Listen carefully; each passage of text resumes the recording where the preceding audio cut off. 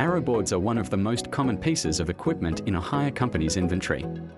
When construction and other activities cause a lane closure, requiring traffic to merge, arrow boards are deployed as advance warning tools, helping to ensure a safe working environment in potentially dangerous conditions. The trailers used to transport and place the arrow boards experience high degree of corrosion, due in part to the harsh Australian weather conditions. This corrosion was reducing the trailer's lifespan, thus increasing maintenance costs for the hire company. The team at Line-X completely dismantled the trailer and removed the arrow board.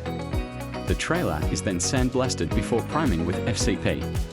In this case, the client required the equipment remain highly visible, so a combination of red and yellow tinted Line-X XS350 was applied to the entire surface of the trailer. Finally, all running gear is primed and painted to spec before reassembly. With limited downtime and greatly reduced future maintenance, their equipment is ready to serve for the long haul, giving them the peace of mind knowing that the trailers can be left in the elements without succumbing to corrosion.